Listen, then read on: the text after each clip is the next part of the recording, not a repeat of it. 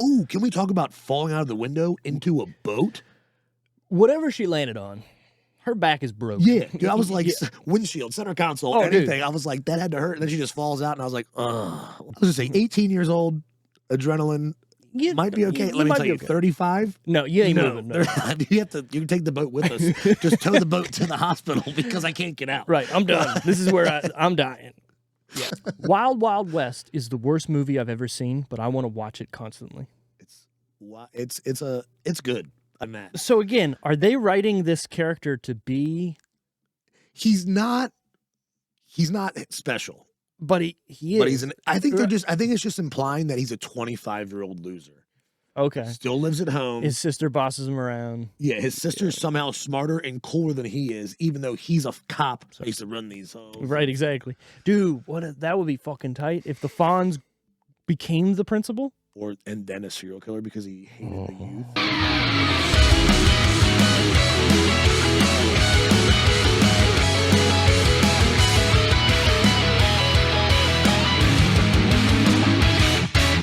Hey, welcome to the Decision Reel Movie Review Podcast, where we try and fail to review movies of today and yesterday. Review? Can I say review? Review. I need to learn got all how to those talk. roads on it. There's so many Rubes. There's so many decibels. Wait, decibels? There's so many consonants. Constellations?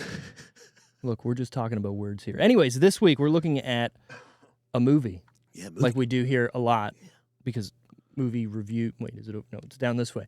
Movie review. Man, I'm bad at this. Down there. Movie review podcast. We're looking at Scream. An OG thrasher. The 1996 Scream. The one that changed the game, if you will. It did, man. It did. This movie changed thrashers for me. It's funny. I'm watching it, and there's a scene, obviously, in the beginning when he calls, and he's like, I want to play a game. And I went, did fucking Saw rip this off? Yeah, that's a good one. Right. Like, did they think about, like, was whoever wrote it, was watching it and was like, ooh, damn, I got an idea. I'd like to play a game. I like that. Right. I mean, it's obviously from it. And then also, there's so many other tropes and things that they talk about and go through in this movie that completely, they 180 from what every other movie would have done. Right. Now, I still have a couple gripes with this movie. Okay. With regards to it being meta and like, oh, we're not your normal slasher movie, but yet we still do normal slasher shit. Yeah, I liked how they put that spin on it, where it's like, this isn't a movie. Like when they're talking about like in the movie about their lives. Right. Like, right. Obviously, there's the one scene in the end when Randy's sitting on the couch and he's just like, Jamie, look behind you. Look behind. And he's right there. And they're in the van going, kid. Right. And again, I get it that's the whole thing about it, and maybe that is the joke against those types of movies, but also you're making fun of yourself, making fun of yourself. Right. Now, there is a famous thing where they were trying to get the ratings for this when they were turning it into the MPAA, is the Motion Picture Association of America, sure, who rates it. Sounds good, yeah. Sure. I just throw out words and numbers, it's fine. Anyways, so when they were trying to get this rated, it kept coming back as, hey, this is going to be NC-17. There's just too much going into this. Right. There's too much. So they kept doing some cuts, and this is a Miramax film, and Harvey Weinstein, we don't need to go into that, but he ended up stepping in and talking to the MPAA himself. Of course he did. To change the rating. Man. To get it to be R. And Wes Craven said, hey, what did you say? And he goes, I told them to watch it as if it was a comedy. Interesting. So then some of those things kind of change the way the movie, you can look at it, right? Yes. Where, like, again, Randy saying, oh, he's behind you. Well, now it's a joke. Right? Or the end scene when they're, going crazy, killing each other, stabbing each other. Like, oh, it's a joke. Because it's, okay. I mean, I tell you what, dude, Jamie Kennedy, I forgot he was in this movie. He changed the whole movie, like, just with his, like, attitude and, like, his little input, like, his lines. I was like, damn, he did a really good job in this movie. Like, straight up. A lot of people will shit on Jamie Kennedy for a lot of things, which, fair. There's some things he's done where you're like, come on, guy. Yeah. But in this movie, at this point in time, I feel like he's untouchable. Yeah. Like, he's doing a character which a horror movie has never really seen. A meta guy who's watched every horror movie. Right. Right? Because there's those movies where you watch where you're like, do horror movies exist in this universe? Because Why would any single person be doing anything if they've watched Jason, but they're in Halloween, or they're in Halloween and they've watched it? You know what I mean? So this movie, to call out all these movies and the tropes and things that happen, and just to say, hey, this is why, like, why don't the cops watch a fucking movie and they'll figure out what happens next? Yeah. If people can plan a murder based off a movie, how come you can't figure it out based off a movie? Exactly. Yeah. Like, and it's genius when you think about it. And also, it makes perfect sense in the movie, right? Yeah. And then also the one thing too, spoilers. Obviously, spoilers. We're going to get into this. If you haven't seen a movie from 1996 yet, get on it. Yeah. And then come back. And then come back. It's really good. Right. It's a good one. He's a good. You like the Jews? Before I lose my thought, because you're going to get me off of it. The one thing I do want to say is watching the movie back after knowing who the killers are completely changes the movie. Because obviously, you know who they are, but you're paying attention now to certain conversations or looks that they give each other. Like in the first scene after Drew Barrymore gets murdered, and they're sitting in that, I don't know, they're outside on like that whatever stoop or whatever. Right. And if you look, both of them are wearing like the Doc Marten boots. They're the only two characters in the whole movie that are wearing those. So they're wearing the same shoes the killer's wearing. Obviously, they don't show you the shoes in your face to be like, hey, these two guys are wearing the same pairs of shoes that the kill, whatever. But if you're paying attention, sure. Or even like the police that we have a footprint or something, you know what I mean? Like nothing like that. Nothing, no. But these police were really lackluster in this movie. I mean, you got Dewey. Well, mine, I feel like the sheriff had good intention. Yeah, I mean, okay, there's the scene in which, think about it, where he's like, we're keeping you. Like, why would you, when they're questioning him with, was that his dad or his lawyer? I think it had to be his dad. Because, like, it had to be his dad. Sure. Yeah, because they make a scene about how, hey, who'd you use your phone call on? Yeah, I called my dad. Yeah. Well, that's funny, because the sheriff called you dad. And I called him. So do you think he had the voice changer? Like, there's no way that they didn't frisk it. Like, that was my first, I wanted to bring that up. So when she was like, so who did you call? And I knew where she was going. So this was what's great, honestly, is I hadn't seen this movie in so long that I had forgotten. Like, I knew that Matthew Lillard was it. Spoiler was the killer, but I forgot that Billy was in on it too. Oh. And he's obviously the main guy because when it all comes together at the end, you find out.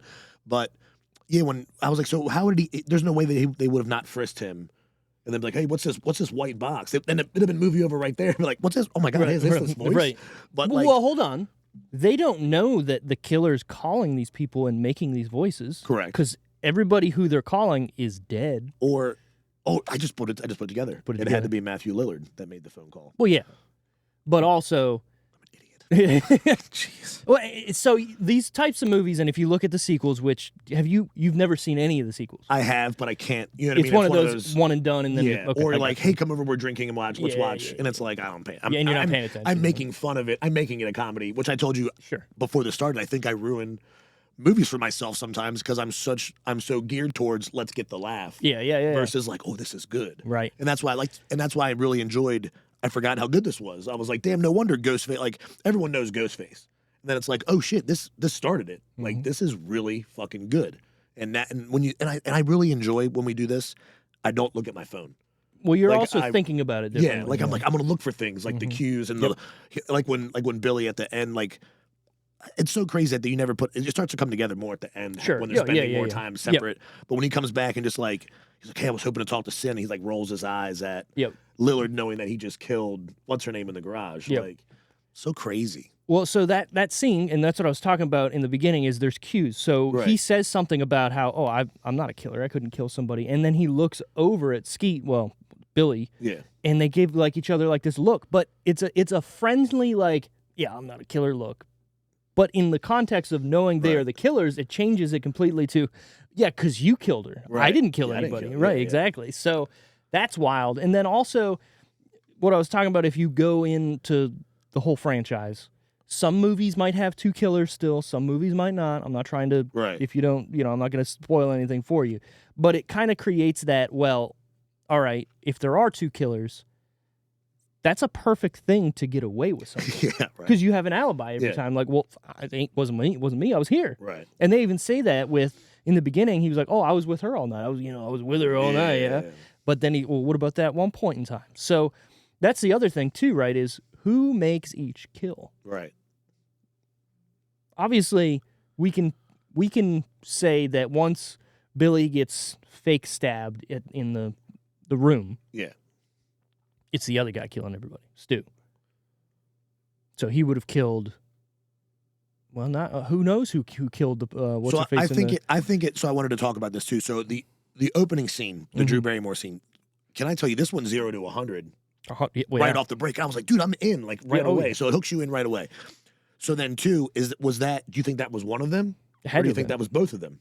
Oh, okay. Because how was he? I'm on the front porch, and then they're setting him up in the chair. I think it had to be two of them. Yeah, think about they're tying Steve, and I think, and that's the thing. I can't remember Drew Barrymore's character's name. Her and her boyfriend Stuart. I know her that name, but Casey and Steve. Okay, not Stu. Why do you think that was a test run? I wanted to get into this too. Like, well, yeah. Why was it associated? That wasn't, or was this just to get the town going, or just to see if they get away with it? Probably that. Like, what was this? Because obviously Billy had a true motive, which even, what's Lil's character's name? Stu. Yeah. Even Stu didn't know the true motive because then he was like, "Oh my God, you do have a motive," and he kind of realizes that. Yeah. In the kitchen at the end when he's like, I think you do too deep, man. Get woozy here. Which is hard, which is pretty fucking funny. Like, how do you not look at that as... every, like, interaction they have, when he's, like, laying on the counter, he's like, my parents are going to be so mad at me. And then he throws the phone at him. He's like, you fucking threw the phone at him. How isn't it a comedy? He's like, did you really call the cops? Right. And then he's like, they're not going to believe me. I'm too sweet. Yeah. But also, that's like that perfect, okay, this guy seemingly was fine, like in school and everything. Didn't seem like, I don't want to say not mentally handicapped, but also kind of, right? It was the 90s. Sure.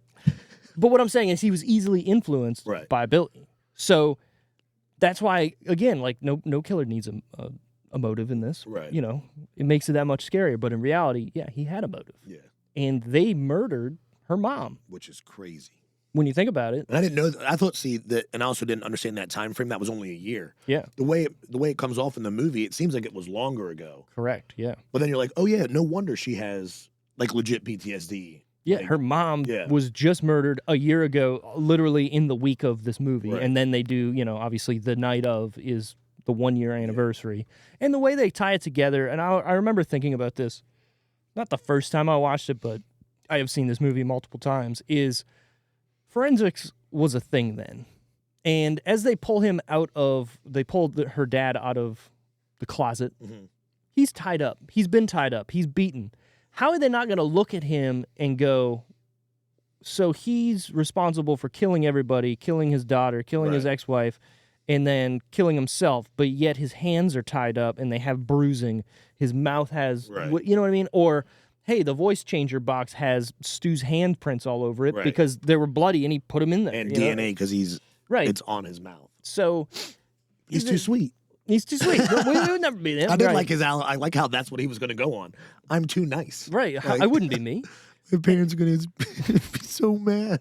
Oh, Jesus Christ. Okay, so let's get into this here. The plot of said movie, Scream. A year after the murder of her mother, a teenage girl is terrorized by a masked killer who targets her and her friends by using scary movies as part of their deadly game. I mean... I don't understand the scary movies part, but it's pretty good. I mean... Is that just because they're showing the movies and like they're... So if you think about it, the franchise kind of takes a turn after this movie with regards to the first scene. The first scene of Scream is, I think, one of the bigger things that has happened in horror movies altogether to change the game. And let's talk about this for a second. The whole marketing of this movie was that Drew Barrymore was the star of the show. Oh, really? Yes. Okay. If you look at the cover of anything, it's her. Yeah, right she's in the middle. The biggest person on it. Okay, I'm tracking. So going into this movie, again, the internet wasn't a thing. People aren't reading spoilers anywhere. You're going into this movie and you're thinking, okay, I'm watching the Scream whatever horror movie slasher with Drew Barrymore as the main character. 10 minutes into the movie, she's fucking dead. Yeah. And you're going, what now? What the fuck? Yeah. Right? So you're 100% going, is she coming back? Did she not die? Is this in the future? Like what? And then she's just gone. Yeah. And not just sorry to we'll get this whole first scene's so incredible. Not just dead, but like brutally dead. Disemboweled and hung from a tree. I wanted to ask you about the hanging thing. Why do you think where do you think this came from? Like the stringing him up? I don't know, because they talk about the coach, too. They strung him up between the fucking goalposts. Right. How do you now? No one see? Well, I guess when they send everyone home from school. Yeah, they go and do that. But also then, if they're at that party, but then Skeet's out by himself. Sorry, Billy. It's always going to be Skeet to me because he's got the best name in the world. Skeet Ulrich. I mean, come on. So, I mean, again, if you dig deep into this, there's certain things that can fall apart. Right. But the main point I was making is the first scene. Yeah, back to that. It's so good. I know. I'm sorry. Is the whole idea of it is she's alone in her house and they call her and say, hey, what's your favorite scary movie? Right. Just to freak her out a little bit. Well, that then turns into the hallmark of the Scream franchise. Absolutely. Which is awesome, but also, like, that wasn't the point of the first movie. Like, that, it's not like Saw where, hey, I want to play a game, and that's the whole idea is we're playing games. The whole idea of the first movie was there's a big story going on here behind the scenes that no real other movie of the Scream franchise kind of has. I mean, it does, but not to this effect of the movie is all about that. Right? Where the other ones are just about gory kills and what have you. But the story here is that Sidney Prescott's mom apparently was a her. Yeah. Right? Going around spreading her legs like Sharon Stone. I don't know if you got that reference in the 90s. Basic Instinct. Yeah. But, and then, I guess, cheated on her husband with Skeet Ulrich, his dad. Yeah. And because of that, broke their family up. So he blames her and then wants to make Sidney Prescott Sidney Pay. Basically, right? Again, I'm not a crazy person, but I'd be like, well, that sucks. Yeah. I'm not gonna murder her mom. I mean, I will quote Jamie Kennedy. You mean to tell me that's not the face of a killer?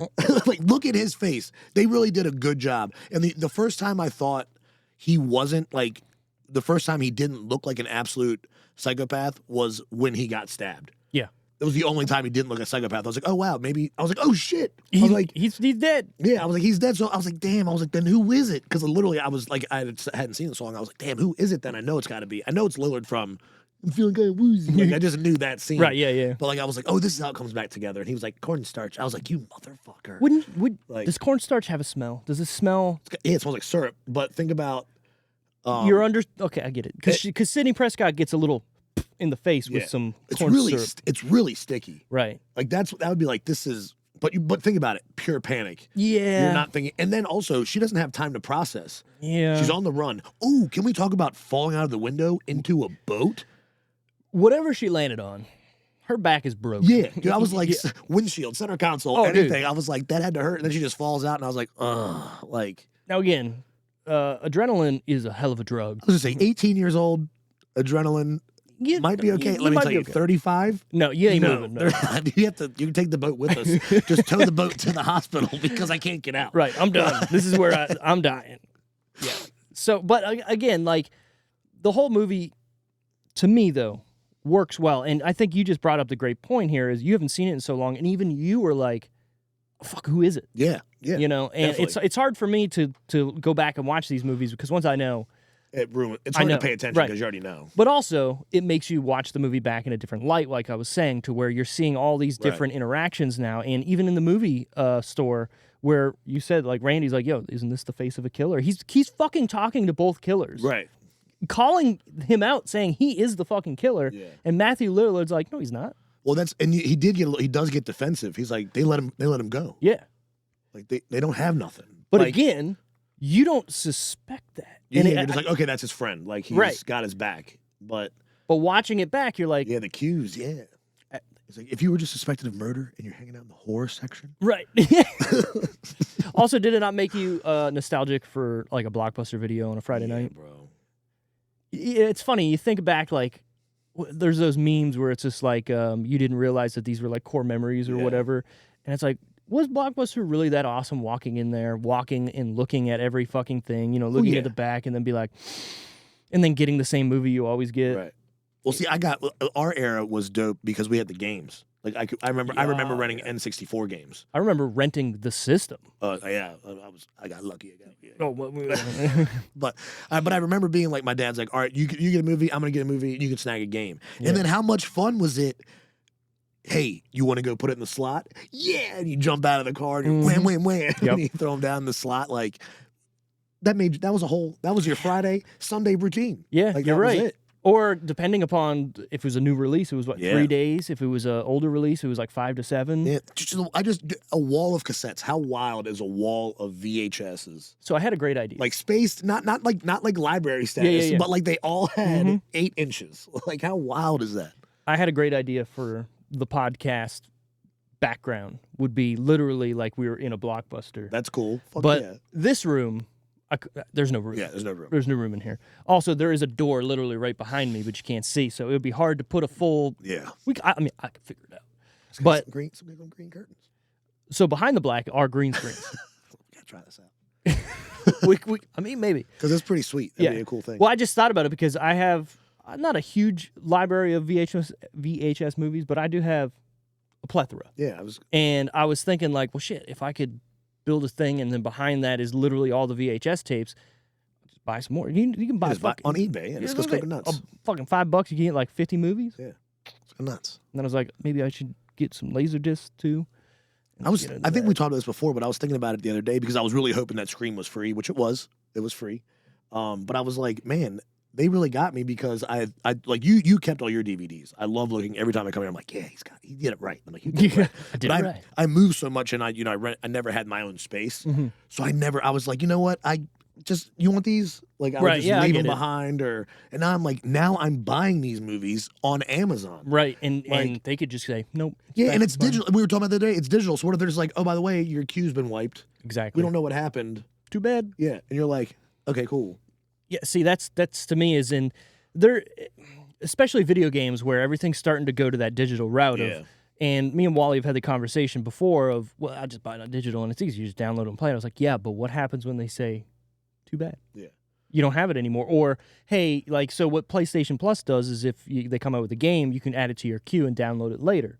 What happens when they take it off that? Right. And, it's never again to be on there. You don't have it. And what about your space? Like, you're a gamer. You have a lot of games. Like, yeah, right. You're adding external hard drives. Like, you've got different things, where you can access them. But, like, for someone who's me, it's like, damn, I guess I'll delete this so I can have that. Right. Like, it's wild to me because even with today, PS5, I buy every game in the fucking package, whatever. Yeah. I still had to buy an external it's internal now. It's a SSD, but the 2 terabyte in that just for games that are on a disc because it's crazy. Half the time the disc is there just for like the license. Yeah. And you just plug it in. Okay, you can download the game. And it's like fuck that. So, but no, I definitely everything. I don't know.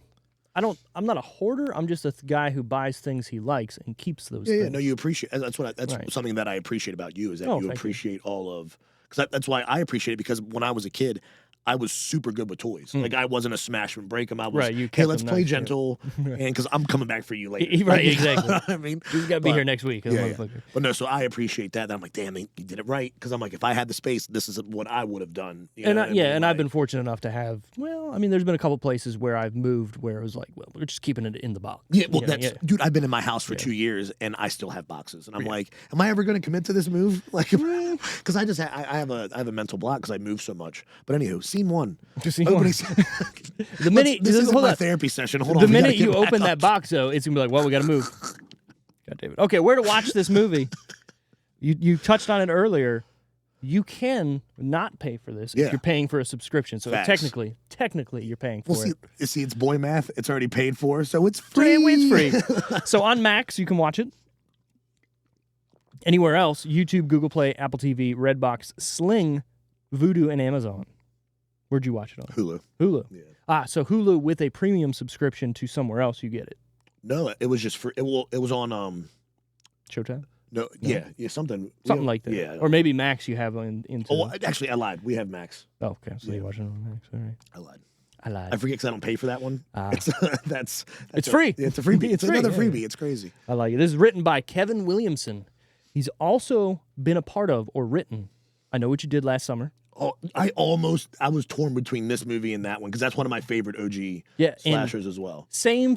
Yeah. When you look at that movie and watch it, it's the same fucking movie. Yeah. But it's also written by the same guy, so it makes sense. Yeah. It's also written Dawson's Creek. Oh, this guy likes teens. It's weird. See, this is where Holly Weird gets weird, man. The Faculty. Okay.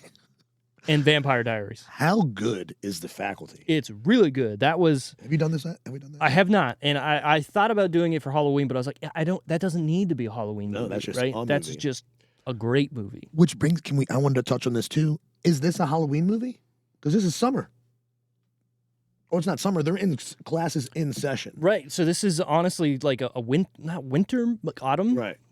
You could say it's a Halloween movie because it's a slasher horror movie. Now, this is the only Scream movie, to my knowledge, that has come out somewhat around Halloween. That's what I was getting ready to ask. Well, I don't know the release date. When I say somewhat, it's very loosely past 2 other holidays. Right. But all the other ones are like February releases. So it's not. They're just horror. They're just horror movies, right? I associate horror movies with to Halloween. spooky season. So I don't know. It's just I do too. It's something in my brain. When it's spooky season, we're watching horror movies. Yeah. I'll watch a horror movie any day of the week, no matter when it is. But I'm just specifically watching horror movies during Halloween. Yeah. It just makes you feel good. Exactly. I feel like slashing, gashing. It's good for the darkness. Exactly. The darkness.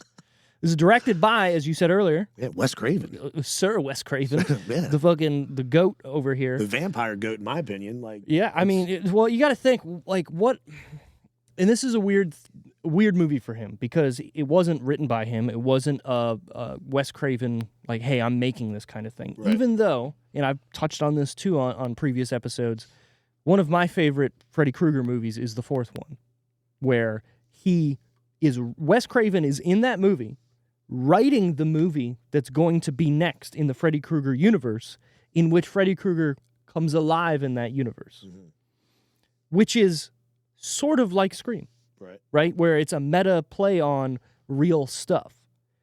So for him to make that movie and then not actually write this or have anything to do with it, but then direct it, is maybe the stars aligning, or maybe just, hey, you know what? I like that. Yeah. But in reality, he wasn't even attached to it and didn't want to do it. That's crazy. Until a kid went, hey, guy, you're too fucking soft lately.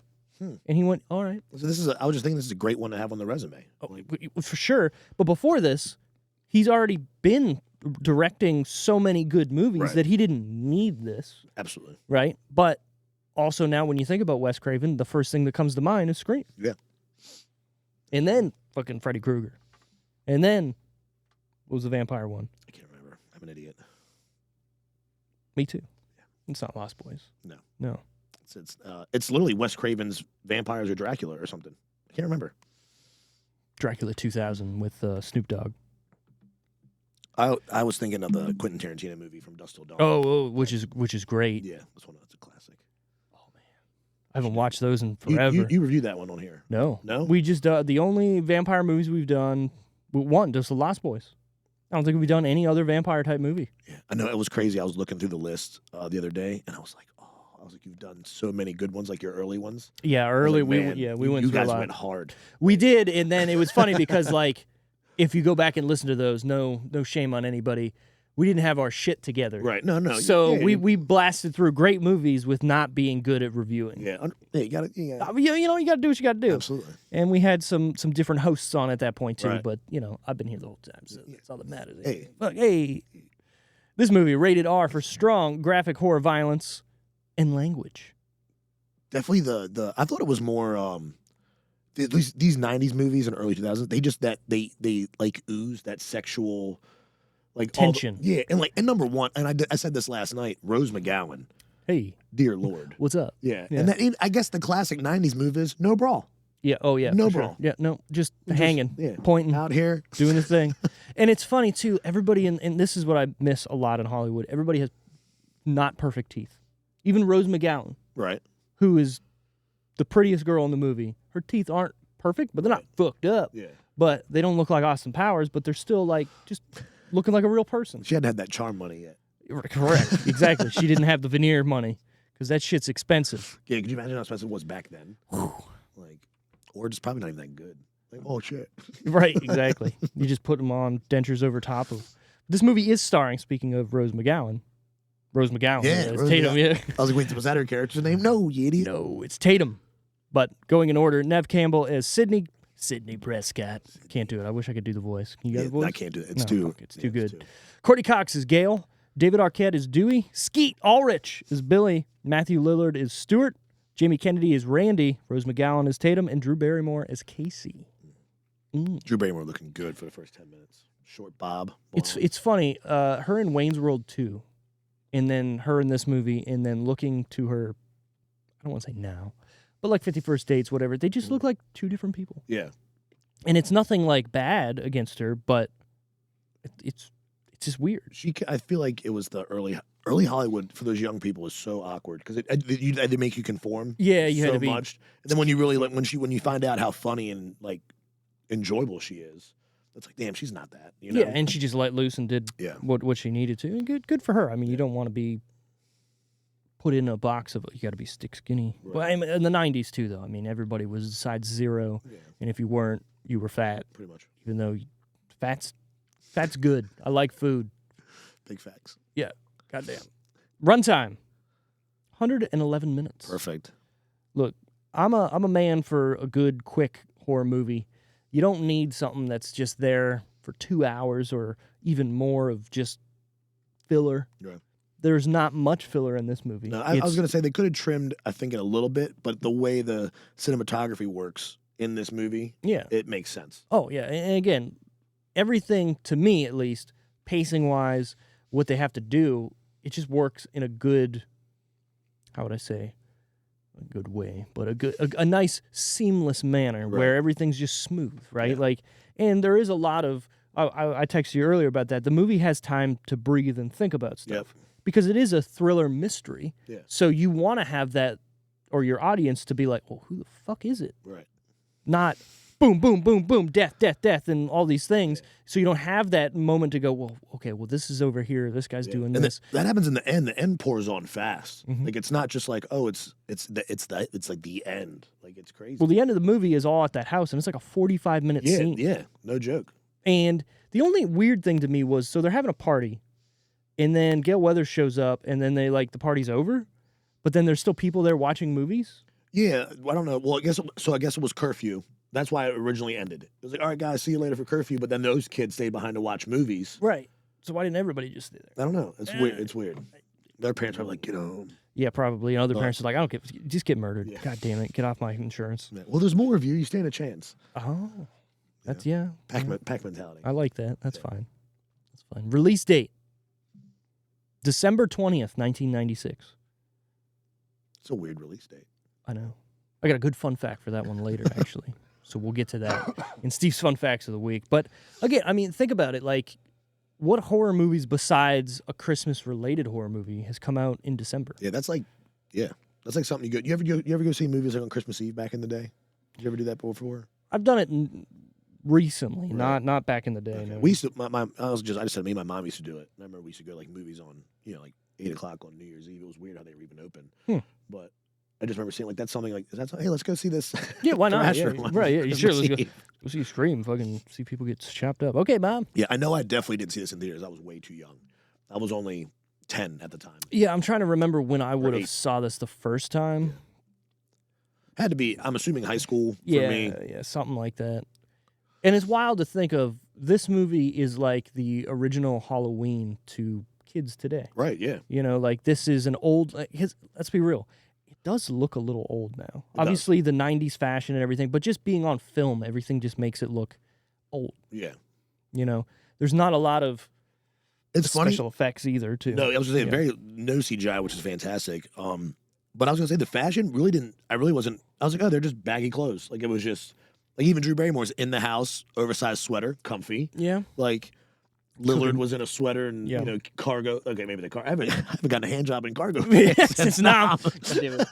We also had like the OG Hugh Hefner robe at the end, which was kind of funny. And Billy was just jeans and a white T-shirt, classic like either like gearhead or someone like that. It wasn't too far off, and the haircuts weren't terrible.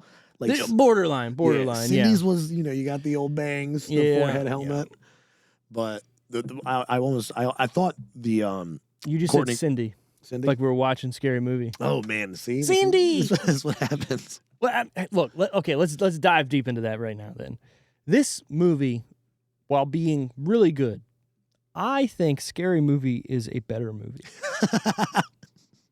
Man, we talked about this before. I mentioned this like before. Scary Movie ruined this movie for me because all I thought of every time I saw something, I was like, oh, it's funnier in this. Right. But also, I feel like the pacing of Scary Movie is sort of better than this. It's faster. And also, I feel like the person, well, the Wayans brothers, when they watched it, they went, oh, it's doofy. Yeah. Right? God. So then they made it doofy. But oh my God, is that not more genius than anything? You have the guy who's mentally handicapped taking off the mask and being a suave whatever guy with the girl, and they just leave. What are you waiting for? Or is that the second one? No, that's the end of the first one. She's Anna. What's her name? Anna Faris. Anna Faris. Yeah. God, man, she nails it. She's got the best deer in the headlights look. Yes, like ever. She gets hit in the face with the camera. Also, that movie does something that a lot of people don't realize is they're spoofing not just Scream. They're spoofing like The Matrix. Yep. They're spoofing all those movies around that time, and it works flawlessly to this day because you don't even need to watch those movies for that movie to make sense and be good. Yeah. Even if you just watch Scary Movie, you would think that's the movie. Yeah, it just robbed pop culture. Yeah. And made it its own thing. Yeah. And that's what I said. Like back in the day, we just quoted movies to each other. That's how we met. It's how we were funny. Right. It's how we made jokes. So that's all we did was Scary Movie stuff back. I remember that. Like all we did was because that came out. What was that? 2006, 2004. Scary Movie? Yeah. Oh no, that would have been like 98. Oh, was that old? Oh, it's old. Man. I remember, dude. I don't remember doing it, but I remember I had to see that in high school. I'm assuming the same time because that is all we quoted. I remember that for too long. It was Scary Movie stuff. It's definitely. I'm looking it up. Well, of course, it's not. Come on, work. IMDb's not working. I'm pretty sure it's 98. It's around there. They're on strike. It's around strike. It's 97, 98. I'm pretty sure. But damn, so it came out that fast after this movie. Well, they spoofed the second movie as well. Right. So, okay, the second movie in the beginning, they're at a movie theater watching the premiere of Stab, which is Scream. Right? So this is Scream 2. I know what you're thinking of. So they're mocking that movie as well in the first Scary Movie. So 2 movies came out in between that of Scream. And then, again, like they're parodying The Matrix, and there's some other stuff in there that they're parodying too. They're probably... Don't they do... they do I Know What You Did Last Summer as well. I can't recall. Yeah, because they're all getting... head or Cindy's trying to... Mm-hmm. Oh, yeah, they hit someone with a car. Right. Yeah. And he's like, I'm fine, it's okay. Yeah. God damn it. Again, Scary Movie. Like, he's back. The part where what's-his-face is trying to get his girlfriend to put the football pads on. Oh, yeah. Is that the first movie? Yeah, dude. There's so much in it. And it makes me think, so at the end... It makes me think, so in the end, when the 2 killers die, but it's not really the 2 killers, right? And they die on each other, if you remember, and he's like, butt fucking them from behind. Yeah. That makes me think, in this movie, maybe Stu and Billy are gay. Not because it's a Scary Movie, but because if you watch that, there's a certain part in that where they're like kind of hanging off each other. Right. You know what I mean? And like getting close and... I think it's just that I feel like that's that sexual machismo. That's what I'm saying. So maybe, but it's also high school. Everything was gay. Yeah, you're right. In the 90s, yeah. You can't say that anymore, but you're right. Yeah. In the 90s in high school, everything was gay. Everything was gay. Put that on a t-shirt. Gay. God, that was what you said. That. I can't do that. It kind of. It's okay. So okay, hear me out. It's in the past. Hear me out. When you go to your high school reunion and you talk about slang terms or hanging out with your friends, could you just not in that group of friends just say all the slang terms you were talking about? Oh, I'm sure. Yeah. And is that okay? I mean, it's if no one outside that circle hears it? That's the thing. Do I want people to see my group chats? No. So that's all that, Okay, we'll leave it at that. We'll leave it at that. That's all you need. If you're with your... No.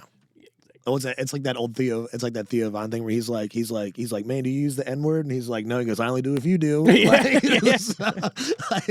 No, just kidding. I love that there was I don't know if it was a real thing or what, but it was on the news where the guy was saying something about how the N-word is not as bad as what white people are being called, and the black guy's there's like, say it. Right. Yeah. So what do you mean? He's like, say the word. Yeah. Well, no, exactly. Exactly. What word is better? Which one can you say right now? Say it. It's great. Box office. I need to ask you a question. Box office that week. The top 10. We're going to go down the top 10 movies of that week, and then we're going to guess. I know, it's hard not to look. I know, it's so big. We're gonna guess the top 3 in no particular order. Now, we have been in this top 10 before, but I don't know if you were on one of those episodes. So number 10, Daylight. Wait, what is that? It's a movie about the sun. It's a movie. Honestly, I have no idea. I should probably look these up, but... No, it's fine. Okay, number 9, My Fellow Americans. Probably something about the president. Yeah, is that? I was gonna say, is that comedy or is that I can't. Never mind. Could be either. You know the guy from Wild Wild West, the scientist? Mm-hmm. I think he's the main character in that movie. I think he's the president in that movie. Isn't that Calvin Klein or something? Yeah. I didn't know his name. Can we talk about something for a second? Absolutely. Wild Wild West is the worst movie I've ever seen, but I want to watch it constantly. It's good. I don't know how you think worst by just the story, screenplay, or what do you mean? Because look, I'm not gonna lie to you. When it's on TBS, I'm not changing the channel. I'm watching it. And Jim West, Rough Riders, ain't no one. Yeah, all I'm saying is, on paper, that movie is awesome. Yeah. In execution, take Will Smith out of the movie, and the giant spider for no reason out of the movie, it doesn't work. But put those back in, I'm in it. Yeah. Like 100%. It's unbelievable. Right. I miss movies and like the spider that. becomes a train, or the train's got spider legs too. Right. And they got these collars that have magnets on them. Yeah. And then they shoot these fucking flying Metal, discs. saw blades. That just, I don't know how they know which one to go for. They just go. They try. Even there could be metal anywhere else. Nope. Just going for right that neck. I don't give a fuck. I miss dumb, fun movies. Yeah. You could say, oh, but Fast and Furious. No. Get out. Those aren't dumb fun. I want Will Smith dumb fun movies. Yeah, that's a good one. Wild Wild West is a good one. Then that's the thing, you have to take your way, because like I'm not an engineer, but I do make a lot of mechanical stuff. You're like, this would never. You're like a spider, the weight. You're like, it would never. You don't have the. They have one steam engine. I'm like, this would never. Like, I'm too logical when it comes to. But it. I don't care, because when that movie came out, I was like, that's a big ass spider, and I'm here for it. And then he's got a wheelchair that runs on steam as well, yes, which becomes a spider too. Yeah, come on, guys. One of the best scenes is when he punches him in the face and he spins around. Yeah.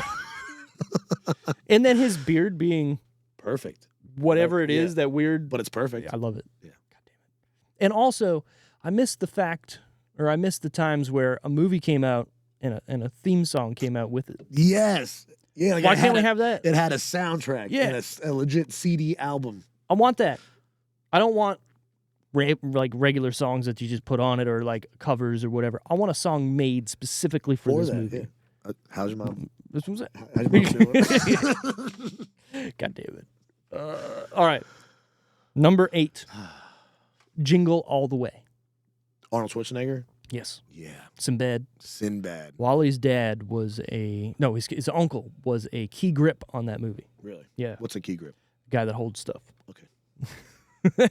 Put that together. Yeah, there you go. Number 7, Mars Attacks. That's only 7? Well, this was just that week. Correct. How good was Mars Attacks? You guys reviewed that one. Not as good when you watch it back. No? But still enjoyable. Didn't we just say how much we enjoy a dumb comedy? You're right.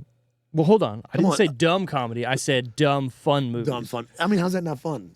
Especially at what's his name? Who's the boxer? Is that Evander Holyfield? No. It was Jim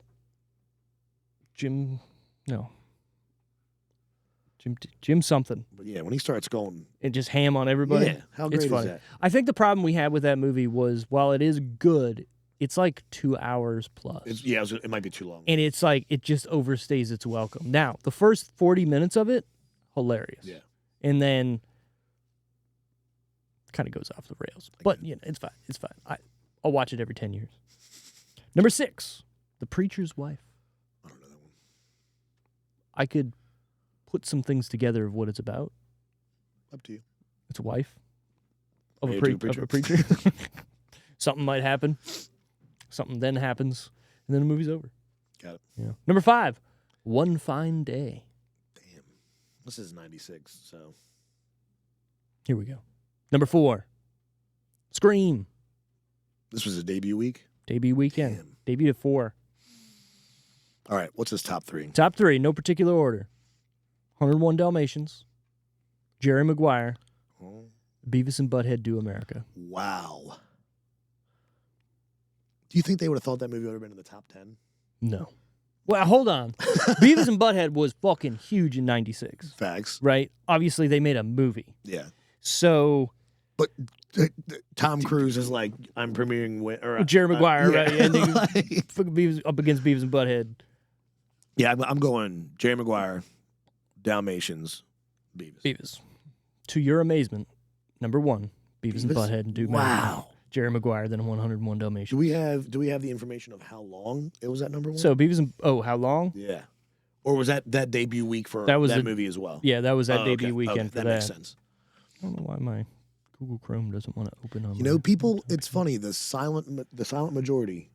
You know what I mean? Like the pothead, like the people in the basements, and we're fucking going out and we're seeing Beavis and Butthead. We're seeing Beavis and Butthead, man. Right. And you know what? They did. They did in droves. Look. I remember watching it. I don't remember that movie, like at all. Not at all. That wasn't my thing. Me neither. But I still laughed at Beavis and Butthead, but it wasn't a thing like I had to watch. Now, Ken, who we play hockey with, when they did the revival of Beavis and Butthead, he was all, "Oh, dude, you gotta watch it. It's so good. It's so much better." I'm like, and he's got, I would say, he was a couple years on us, so that makes. He's 40. Okay, yeah. So he's in that demographic of where we would have been with certain TV shows. So it makes sense. It tracks, but not for me. Not a Beavis and Butthead. But see, that's weird because I'm a Bob's Burgers guy. Like that's my favorite. And it's like I can't get into that. No. Oh man, it's the family duo. I think it's the family dynamic for me. Okay. Because I'm an only child, so getting to see the you know what I mean. I get it. Maybe. Do you like Archer? I like Archer, and it's the same guy. Same guy. So I love Bob. Like Bob's character is fantastic. And I wonder if that's what it kind of is for me because I was into Archer first, and then I watched Bob's, and I'm like, happen. But it's the same voice, yeah. And I like Archer better. Because my problem is, when I watch Archer, all I see is Bob as a spy. And I'm like, damn it. But he's in a burger restaurant. Yeah. Was the movie good? It was all right. It was too long. They could have. Here's the thing. When you have a show like that, just give me 20-minute shows. Right. I don't need a movie. Well, didn't Family Guy do the same thing? They did a movie, but it was just episodes. Right. Or they eventually made it into episodes. Yeah. But it wasn't a full movie. It was like... Because they do that. They do that a lot not a lot, but in anime they do that. It's like they come up with a movie. It's like just give me another season. Right. Yeah. I would rather have a season where I can enjoy it than sit for a whole movie. Give me a 2-hour movie where it could have been 20 episodes. You know what I mean? I don't know. Yeah. Give me more Dragon Ball. I don't know. Whatever. All right. Budget time. What do we think it costs to make Scream? This had to be cheap because there wasn't not much to it, and I feel like they didn't pay these people much. Like I feel like they weren't like Jamie Kennedy. We got a mill for you. If you okay, 96. Who's the biggest name in this movie? Well, it would have to be Drew Barrymore. Exactly, and she was only in it for 10 minutes. Exactly. Did she get the biggest check? Probably. Damn, well, I was gonna say she's on all the merch. Mm-hmm. Damn. Do you think Cindy and Rose McGowan are like this? I keep calling her Cindy. What's her real Cindy? name? Nev Campbell. How am I dissing Campbell like that? It's close. Cindy. Mm-hmm. So, but I get where you're going. Damn. Yeah, because her role in my favorite gothic chick movie ever, The Craft. Yes, it's what turned me to the goth mommies. The big titty goth. What? I'm gonna go 23 mil. 23. I guessed 30 million. Actual retail budget 15. Oh wow. Oh, you're gonna say 50 at first. No. Again, this isn't a huge budgeted movie. Yeah, it's Wes Craven, but also he's kind of on a downswing at this point. So this obviously brought him back up. Still up. I'm going to say this was a positive thing. They made way more than that. This is basically a cult movie. Well, so let's see. What do we think it made box office? Box office at 96. Tickets were $4. These records mean nothing. I know, right? Do these account for inflation? No. You know what? I've never really thought about that, right? Like, so I think you about have that all the time. Yeah, like when you have a movie that came out in 1990 that made all this money, like Jurassic Park, where it's like, oh, it's fucking billions of dollars. But when the tickets were $4 each versus today when the tickets are $20 each. Right. But should it not be tickets sold? It should be, but also think about this. This is where my logical brain comes in. That key grip went from X amount an hour to probably unionized to Y. You're right. You know what I mean? Yeah. So I get the cost, Because I know all that's union. You know what I mean? And they are strict. Yep. Except for the writers until now. They will drop stuff. And, you know what I mean? Like they're crazy strict. But no, it doesn't make sense in my mind. Like it's like, damn, we were selling tickets for $5. Like how come we haven't been doing 20 this whole time? Exactly right. And then they're going. I know the tickets now are like we're doing 20. We should be doing 40 for movies that are like on Max and like Avatar that takes 10 years to create. Yeah, which is wild. It's nuts. If it was up to James Cameron, every movie would be. But I think $50. you're right. They would be like tickets sold. Tell me that. Yeah, I wonder if I can look that up. Mm-hmm. Tickets sold per movie, because that would be more interesting than money because money's arbitrary. Right. When it changes every day. Exactly. You know what I mean? Right. Yeah. Like if I sold 50 tickets at $1 million a pop versus 100,000 tickets at $5. Right. Obviously, we know which ones. Think about a date in 1996. You could probably under $20, movie, popcorn, soda, and probably ice cream on the way home. Oh yeah, $20. And gas in your car. Yeah. And you're not $20. You're not even getting in the theater. No, you're not gonna get out of your driveway for $20. Yeah, dude, it's crazy. So and that's $100. Last time I went to the movies, I spent like $60. Yeah, because I'm also the type of person where it's like, well, if we're here, we're getting food. I want the $9 snow caps. Right. I want my nachos. Yeah.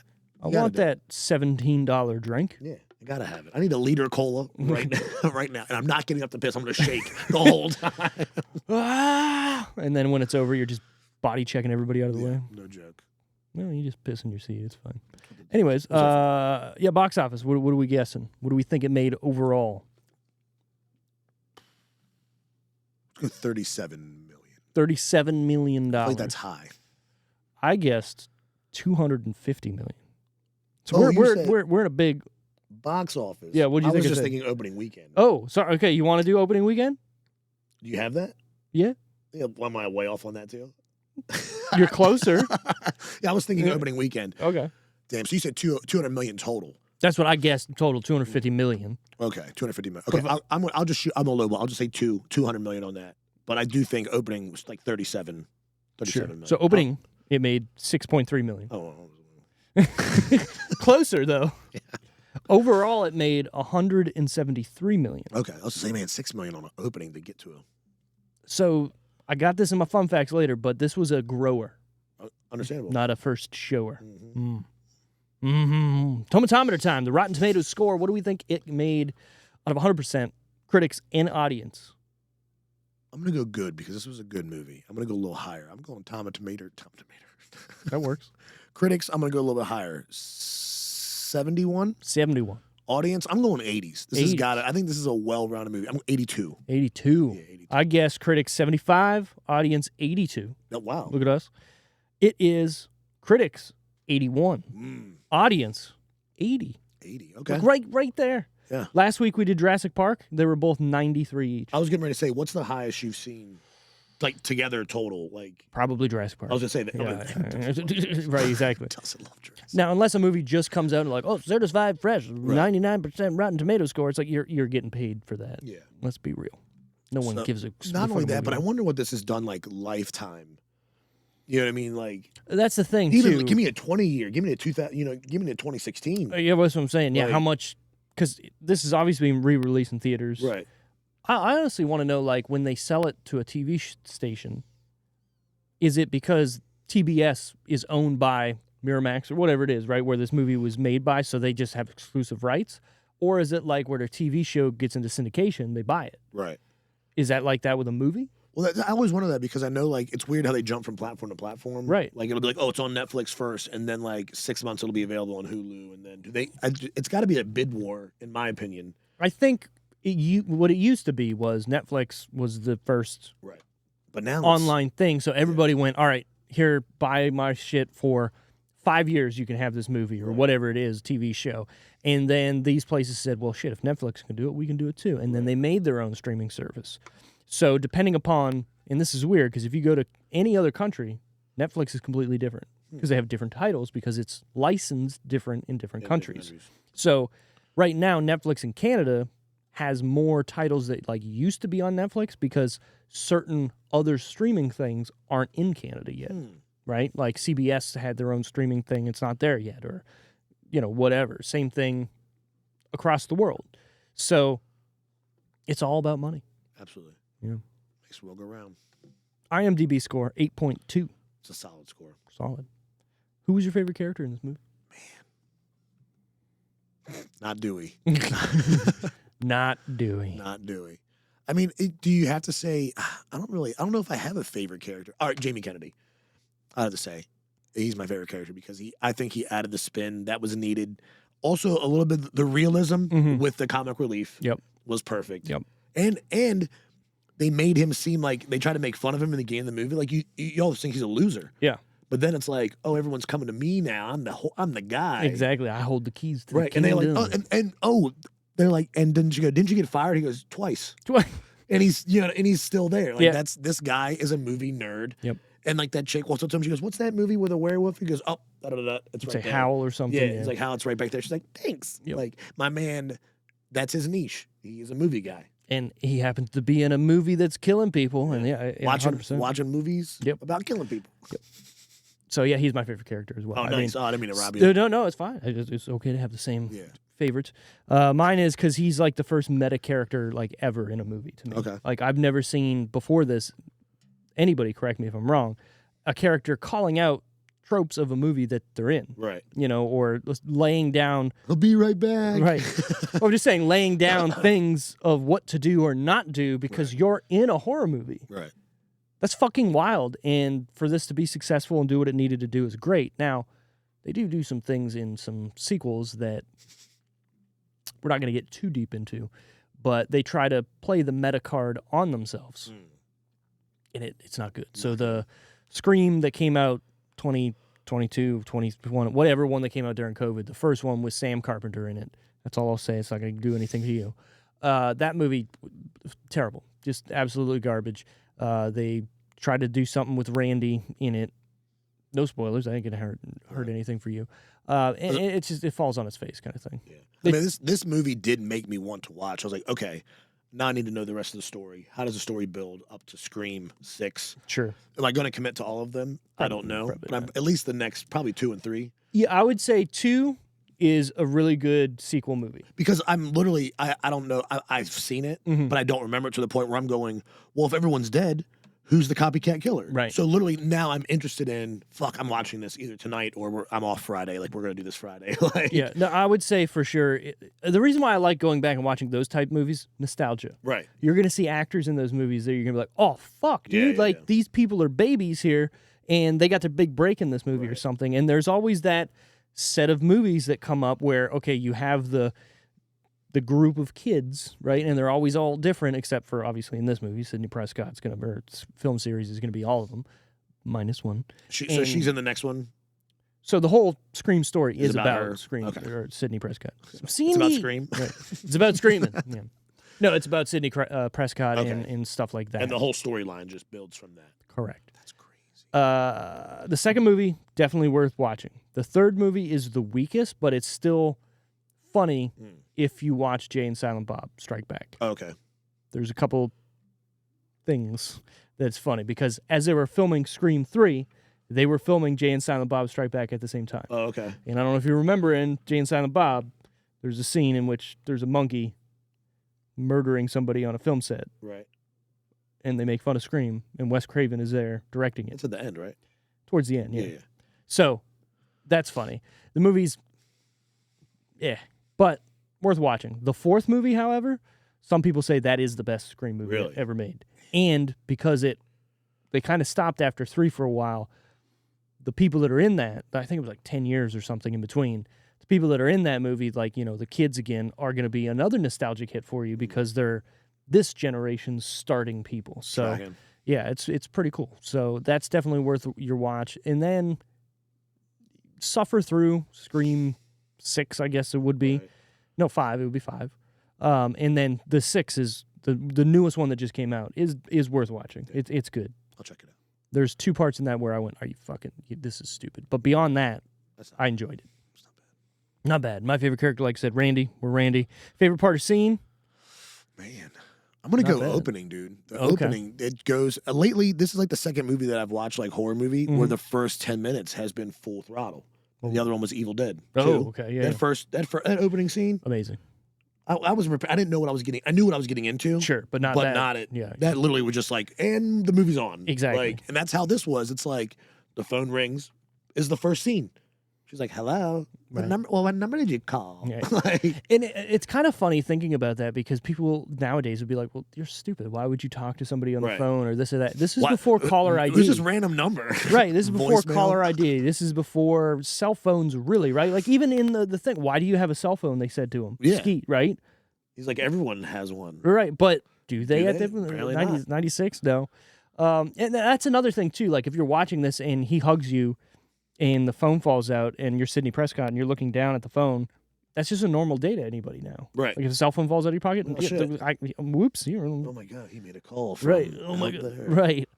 But in this movie, it's a big deal. Yeah. You know? And again, I guess a high schooler with a cell phone in 96. you're rich as fuck. I didn't have a cell phone in high school, and I graduated in 2006. Damn, I got one when I started driving. Well, that makes sense. So my parents we had 2 cell phones, but it wasn't like I had a cell phone. It was, okay, you're going somewhere? Take this. Take cell phone with you. See, I did have my own because I stayed home a lot. Mm-hmm.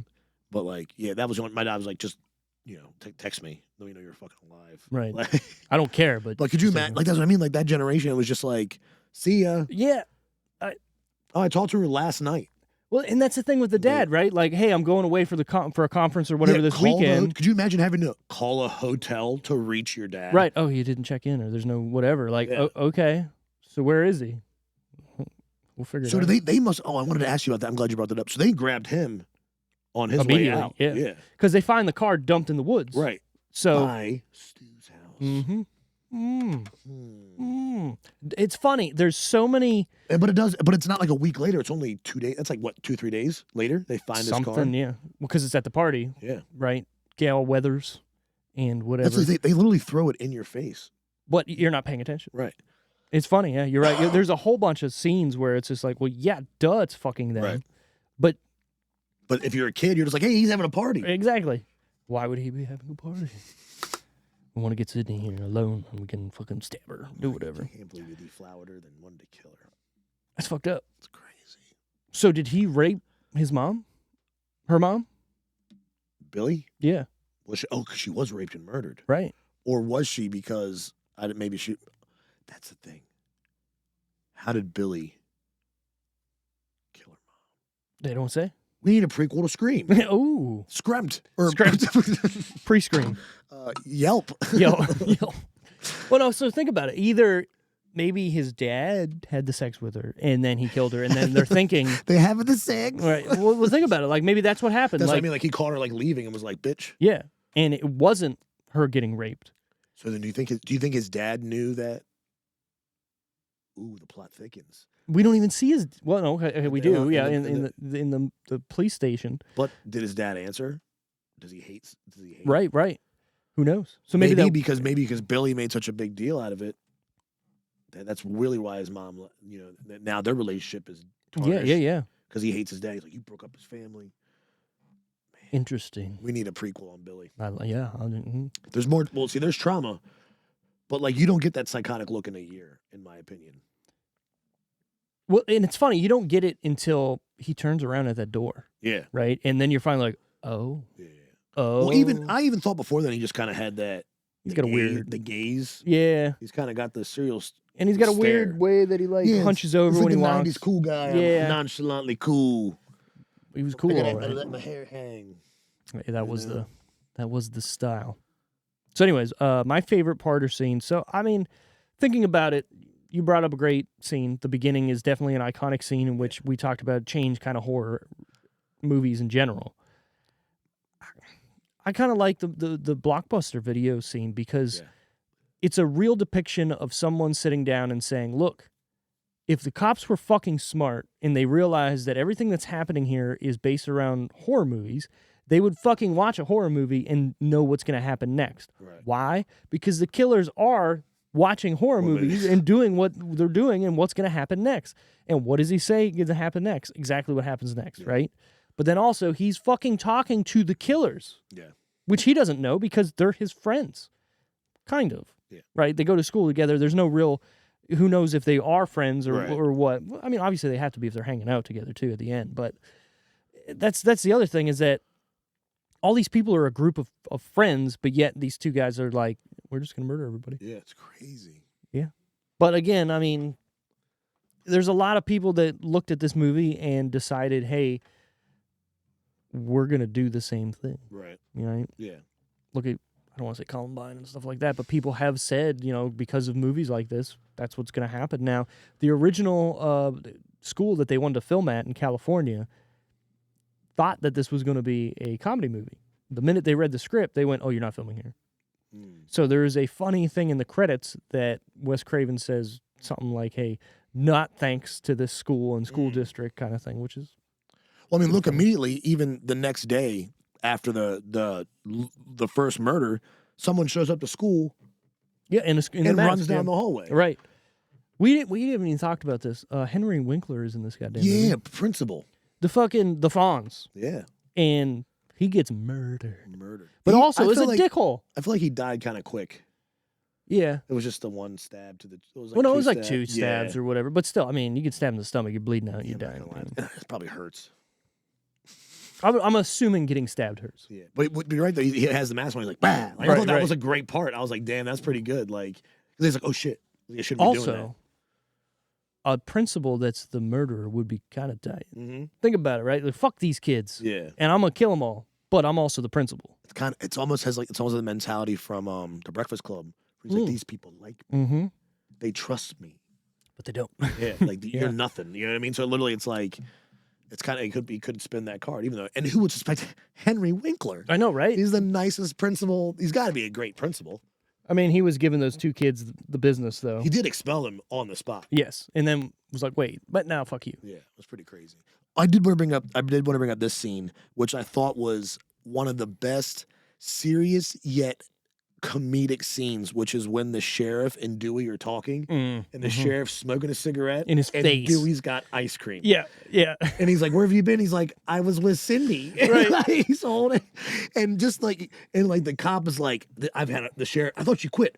Well, I did. Yeah. And I got to figure this crime out. And he's like, "Yeah, we do." Yeah. Like, it's just it doesn't get better than that. So again, are they writing this character to be? He's not special, but he is. But I think it's just implying that he's a 25-year-old loser.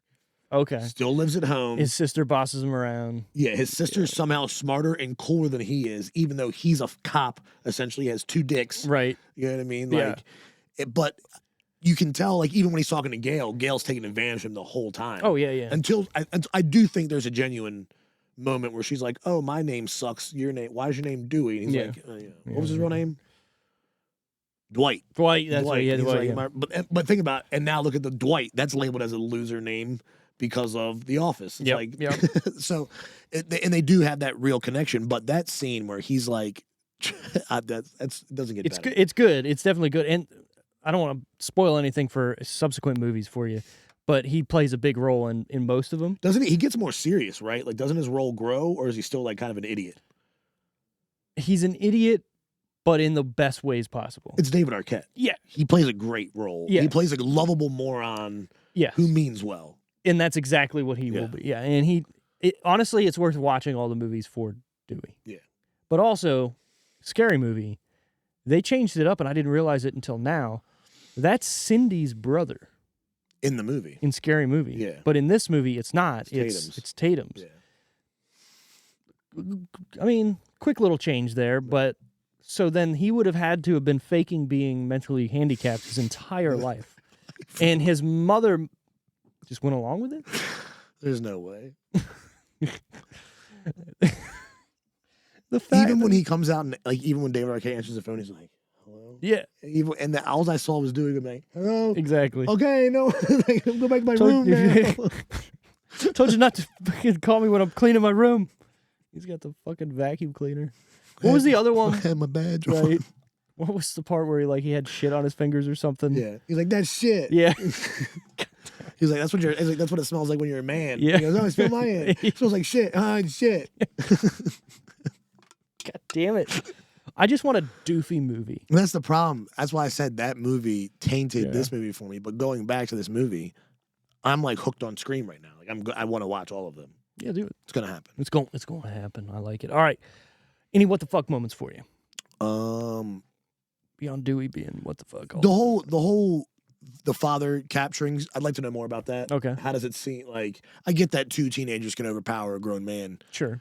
But it's like, I guess they were keeping him at Stu's house. So where's Stu's parents been this whole time? Maybe they murdered them too. Well, no, because my mom and dad are gonna be pissed. Well, maybe he seems a little whatever too, right? Maybe fucking Billy killed them and he doesn't know. Like, oh, they went for a trip. I was gonna say that there is a part where where Billy is stabbing, Stu, and even Stu's like, this guy is psycho. Yeah, like I'm his friend, and won't stop because he stabs him like 7 times. Right, I'm getting a little woozy. Yeah. He's like, and then he's like, I'm just gonna die right here. He's like on the side and not too deep. Right, and then he's just like, and they play into that in Scary Movie. And it's pretty funny. Now, him dying with the TV. I made a comment to my wife, like, any kid watching that today would be like, oh, well, that's dumb. But that's a fucking CRT television. Oh, that's a 60-pound, 30-inch TV. Yeah, exactly. Like, that's going to hurt. Yeah. And that's glass. Yeah, that's real glass. What other movie? There's another movie that's been in where they use a TV to kill someone. That was the first thing I thought about. And I was like, so there's a Freddy Krueger movie where basically this girl's like she watches too much TV. Right. And in her dream, he like becomes the antenna and then comes out of the TV and then grabs her and smashes her head into the TV. But there's definitely more. I mean, I've seen it. I'm trying to rack my brain of like TVs falling on people and stuff. Maybe it's like a Chucky movie or something. Right. Yeah, as I say, if you push a big screen over, it's like, ow, but it's not dramatic. Right. But it hurts. Definitely going to hurt. Not taking anything away from that flat screen. But let me tell you, it's not a big boy. It is not. CRTs were hurting. Hey, let's see if this works. The fun facts of the fucking week.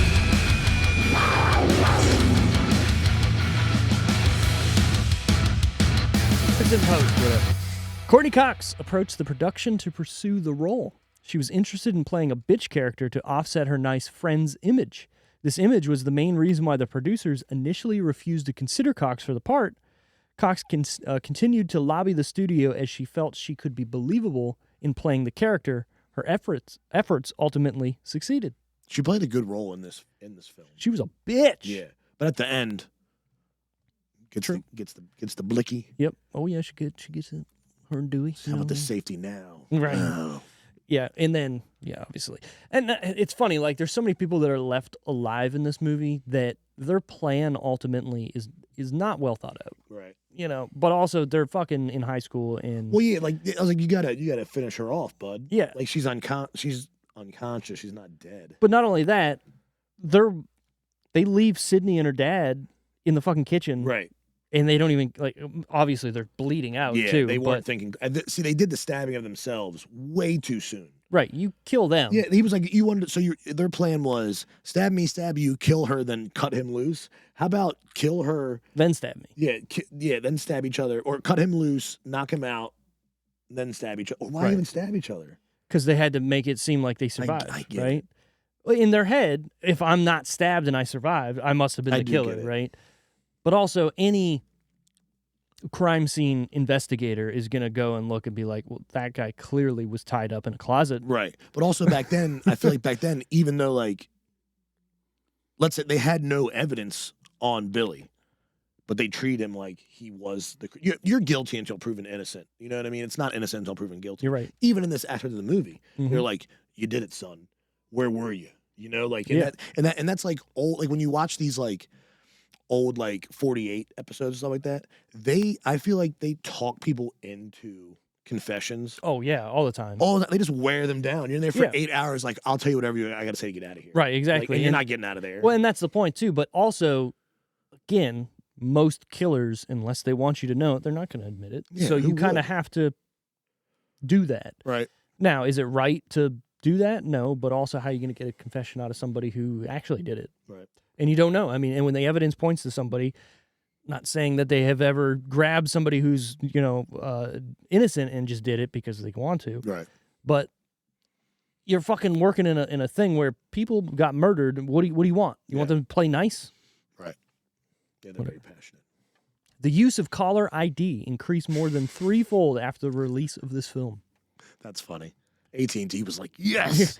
We paid them. Yeah, no joke. Well, it's funny to think about. Like, it wasn't even really that big of a deal. Like, people weren't paying. Also, thinking about paying for it. You know what I mean? It's just a thing now. Yeah. Right? Where back then you had to pay for caller ID. And to think about, like, how she even thought, like, okay, bye. You think he's not going to call back? Right. But that's just that he has your number now, and he knows you're there. Right. If you're going to fuck with somebody, I'm going to fuck with you. What's your favorite scary movie? Right. When Henry Winkler opens the closet, his black leather Fonzie jacket from Happy Days is hanging in it.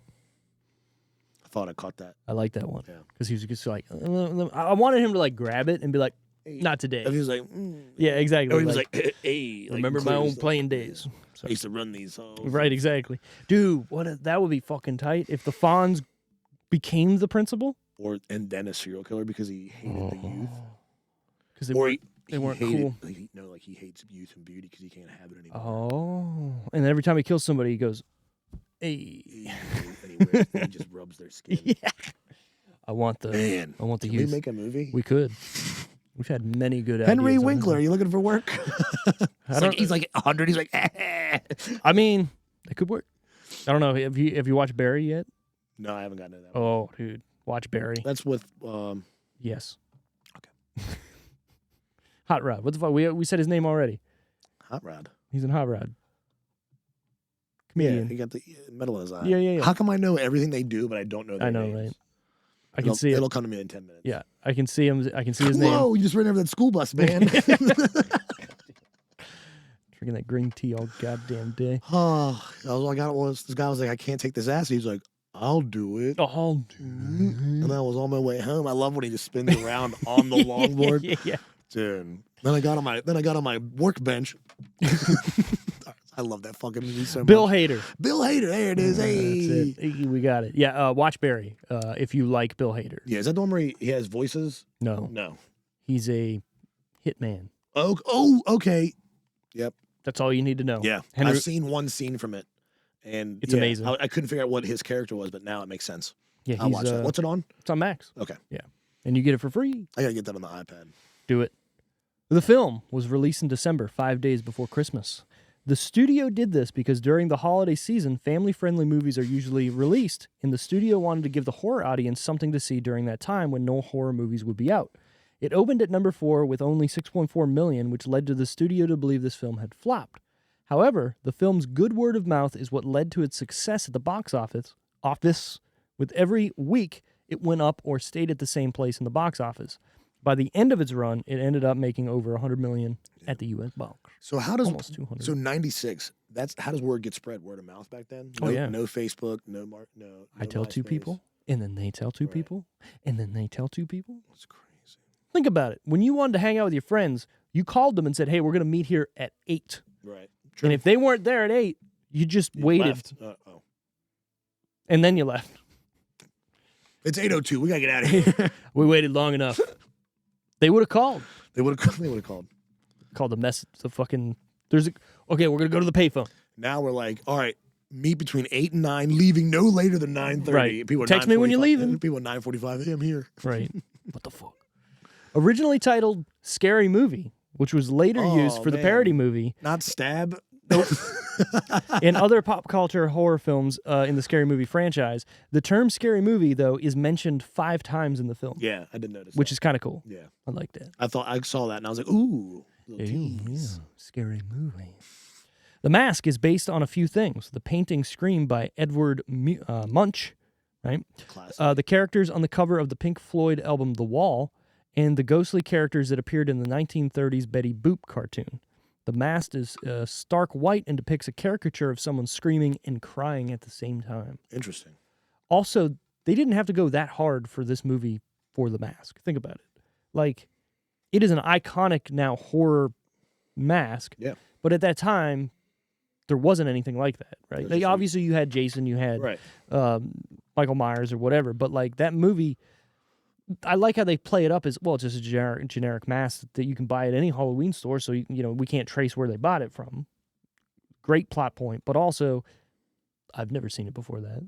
So they made it for this, but also it was... Oh, it's crazy. Cool. They have it was almost like a Spirit Halloween pouch where like, this is, they got it. It's like, what? That. And then the kids that put it on too at the school.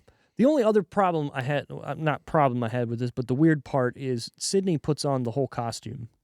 I found that very odd. Why the whole? Why anything? Just the mask, maybe. Not even that. You got she the just voice in the changer. closet. Yeah. Just attack that motherfucker. So think about it. She ran away with her dad, who we don't see again. Right. Think about Well, it. he was in the closet. Okay, but Which still, was weird. Like, why wouldn't he be the one defending his daughter? what? I mean, I found that odd how she didn't cut him loose immediately. Right. I found that odd. And then two, would he have been worth a shit? You know, like beating. Maybe, but also you might be fucking madder than shit. You just found out that these are the guys that killed your wife. Yeah. About to kill your daughter and have locked you up for however long. Yeah. Motherfucker, give me the rage. knife, Sydney. Yeah, there's rage. There's rage in there. That and two, never mind. But also, that's going to be deemed sexist. What I was going to say, and I was like, I'm not. No, just leave it in the bag there. Yeah. But also, she puts on the mask. She puts on the gloves. She zips it up. She zips it up. Everything. Like, how long would that have taken? Right. Where's the goddamn sleeve? Exactly. Now there's the scene. What if they went over? She's like, huh? What? And then stabs him in the face. But no, there's also the scene in which Matthew Lillard is like stalking her outside in the Jeep, which is kind of played for laughs when you think about it. When she's locking the doors it's funny. and then putting the windows up, and then he's like, keys, right? But then he like falls to the ground and goes under it, and she's like, I don't know where he's going to be. Yeah. And then it opens in the back, and then she runs away, and he's gone, and then he shows up without the dress on, because it's a dress. And you're like, wow, he took that off fast. Yeah. But he just bushes. Yeah. So I thought that was wild. That was funny. I think one of the best, it was meant to be scary, but one of the funniest quick snippets in this movie is when Tatum and Cindy are at Tatum's house and they're on the front porch. Mm-hmm. And then, like, they just pan, and then they show the woods, and this green guy just appears. Who would be running, like, what's the last thing you want to do? In the daylight. Yeah, let me wear this Halloween costume. That everyone's looking for. Yeah, let me just wear it during the day and creep through the woods. Like, dude, would you just been in normal clothes? Like, I thought that was one of the fun, because all you see is his face, and then he hunches back. They could have showed from, like, behind or something, where it's just a person, and you're, or maybe from his point of view looking. That, but also, again, I still feel like this movie is supposed to be kind of played for laughs. Like, it's a slapstick poke in the face at horror movies. Right. Like, oh, yeah, he's in the bushes. Oh, he's really in the bushes. Right. I get it, but, man, they did good. Yeah. All right, out of 10, final decision. What would you give this and why? I'm going up there. I'm going to go, like, maybe I'm just blinded by this movie because I haven't seen it so long. I'm going, like, 8.8. Is that high? 8.8. That's the highest rating I've done. That's pretty high. Yeah. I mean, it's well-rounded, and it hooks you. It sinks you in. Immediately, and you want to know. Right. You have to know. I want to know. Yeah, like, I didn't want to get, like, I definitely didn't, not any point in this movie was I bored or, like, I'm going to get up real fast and go grab something. You know, I did look at my phone, like, twice, but it wasn't, I was like, no, come on. Like, yeah. You know what I mean? But, like, slap yourself back into it. Yeah, because there was, like, a brief moment where it's like, they'll be panning and you're like, oh, you're about to lose me. And then, like, never mind, I need to focus. You know what I mean? But very good movie. Thought it was shot well. Great storyline. And the acting, I was pretty impressed. Like, it's well done. Yeah, there's not a point where somebody's acting takes me out of it, right? There's not like somebody's like, oh my God. Yeah. And you're like, I was going to say, when I felt bad for mocking Drew Barrymore's character early because she didn't answer the phone like that. Right. When she answered, she was kind of sexy. Yeah. Which is why I was like, oh, do you have a boyfriend? And he's like, well, maybe. Right. Like, it was, that's what I meant. Like, it kind of like just oozes that like sexual undertone for everything. Because, I mean, what's a horror or, what's a thriller without sexual undertone? Yeah, exactly. Well, they even say, hey, this is going to be the PG-13 shot or whatever, and she takes off her shirt. Classic. Yeah, exactly. So he's like, tits. Yeah. Cool. Yeah. Nice. So I'll sell for making out in some bibs. Which, think about it, and they even bring it up. Like, Randy says, don't have sex if you don't want to fucking die. Right. That's a horror trope. Yep. Because if you're a virgin, you're dead. You're dead. He's like, oh, thank God I'm a virgin. Yeah. He's like, I've never been so happy I'm a virgin. All I can think about when he gets shot is when in Scary Movie he gets shot and then he starts smoking out of his own fucking lung. Oh, Cindy. God damn it. He did eat that bullet. Yeah. Look, he got shot by a shotgun the way he flew back. Yeah, you know what? That was a little wild. He crashed through a table. Yeah. You would. All right, there's my what the fuck moment. Little excessive, JK. Well, my what the fuck moment, if we're going to get back to it, is the garage door scene. Strongest motor ever. Now, if you took the fucking safety precautions off, yeah, it's going to keep going. But I don't think it's going to break your face like that. your head's not a water balloon. You know what I mean? It's not going to just. Garage doors are low key heavy. But she was in the door, and then it kept going up. So you're on the motor. There's nothing to do. So, and also you're putting more weight on the motor. So I didn't think she was gonna die by it doing it like that. I thought it was gonna come back down. That would make it. That's where I thought she was gonna get like fucked up in there. Yeah. I didn't think it was gonna pin her up in there and then stay. Right. No, it just. Yeah. I thought the better scene would be as she's going up and it gets stuck. And she's in between. He just comes up and slits her throat or something, or disembowels. I thought that was what's going to happen. I wasn't prepared for her death because I was kind of laughing at the scary movie part. Yeah, exactly. But also, does she not put up one of the best fights with the bottles? She hits him in the nuts and then dead nuts in the face with a beer bottle, and then hits him with the door too, the freezing door. I was like, that was a Jackie Chan move. She baited him, and she was like, "Wah-bah!" And that's another thing too. Yeah, there's a lot of movies that came out where like everyone's just, oh my god, I'm gonna die, and then they die. Where everybody puts up a fight in this, and they get their ass kicked as the Scream character, Ghostface, which she coins the term in that scene where she's just like, oh, with your ghost face, and then get out of here, Casper, and everything. So I did want to ask you, I didn't, man, now we're getting deep again. So when she hits him in the face with a beer bottle, do you think that was Billy or Stu? And then because Billy runs to the front door, it was obviously Billy. Billy's the one who killed her in the garage. Remember, Stu's inside. Yes. When Billy runs to the front door, next time you look, it looks like he's got a bruise on one side of his face, but it's not. It's just. It's like it barely just happened. It's not purple. Yeah, but it's like he got hit in the face. Mark. Yeah, well, that would make sense. Like no joke. I noticed that and I was like, and he's kind of out of breath. Yeah, sweaty. Or is it wet hair? Or is that gel or sweat? Jesus Christ. But all right, I'm gonna give this movie a 7 out of 10. Okay. It's still a high mark for a horror movie. It's solid. I hate this new like thing of like video games now. It's not an 8 or 10 or 8 to 10. It's a terrible game. No, it's not. A 5 is still a good game. Yeah. A 3, no. 7 out of 10. Again, this movie's great, but it is showing its age a little bit, but not in a bad way. I think it's like it's turning into a classic, which it is. It's just hard for me to see that because watching a movie and over the years of maybe first seeing a movie and then now it's a classic, you're like, fuck me, I'm getting old. Yeah. But the movie itself is still well-rounded, well-paced. 1 or 2 deaths could be a little better. But again, they're trying to change the trope of the horror genre at that time. And they do exactly what they set out to do. There's not a point, I don't think, from the first Scream coming out that something isn't changed because of it. Think about all the things that reference Scream, all the things that change in the horror genre because of it, or movies in general, with people putting up a fight or not dying a certain way or different, oh, we thought it was this killer, but it's this killer, or there's 2 killers or stuff like that. So things have changed. So the 2-killer platform has kind of changed my... Well, think about it.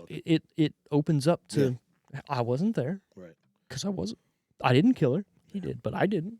So you can get off scot-free. I got an alibi. And if they ask him, well, then that guy's fucked, right? And then you can just let him take the rap for it. I don't know. I hung out with him all the time. Never saw it coming. Yeah, he's my best buddy.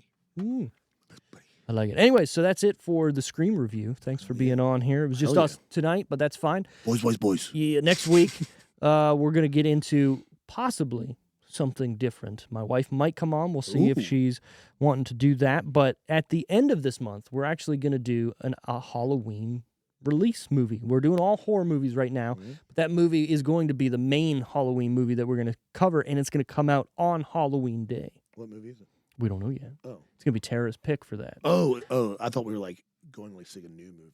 Oh, but maybe. Oh. Who knows? It's going to be a horror movie to cap off the Halloween season. Yeah. Cool. And again, at the end, because we always record these on Mondays, we'll come out on Tuesdays instead of Thursday that week, and we'll see what she gets into. I know you should do that. Yeah. So, and that's in 2 weeks. So hopefully you'll be in for that one. So we'll do that. But thanks for listening, guys. Thanks for being with us on the Scream review we did here. Really excited to watch this again. It's been a minute for me. Definitely a minute for you. Yeah, I'm telling you, it's good. It's good. Movie. It's good. I enjoyed it. It's good. Good. 8.8. I like the juice. I like it. I want to. I'm telling you, I'm going to watch the rest of the Scream movies, good or bad. Do it. Yeah, just get through it. It's Halloween. It's fucking. I'm glad. I'm telling you, like when you asked me to pick, it was this or I Know What You Did Last Summer. Because I was like, those are two. I remember being young. Yeah. And I Know What You Did Last Summer. It's a good one. Yeah, it's not bad. Jennifer Love Hewitt. What's up? Yeah, I like it. Cool. Too kind of changed your ice picks. Yeah. And just life is scary. like. Also, life was scary in the 90s. Yeah. Like there was so many different movies. Yeah. With killers. Well, as we briefly said, there's no cameras. Like if someone was to do this to you now, you'd be looking at your cell phone going like, who's this number? Right. And then someone's like, I'm outside. And it's like, let me pull up my 8-ring camera. Exactly. Oh, everyone's here. All the lights are on. Yeah, you can't do anything. Yeah, I've got this house on lockdown. Exactly. Oh, by the way, Laura wanted me to share what I named my Blink system. Oh, jeez. It is Wojo Dojo Casa House. I like it. Yeah, she wanted me to share that. The Wojo Dojo Casa House. Very fancy. Very fancy. I like it.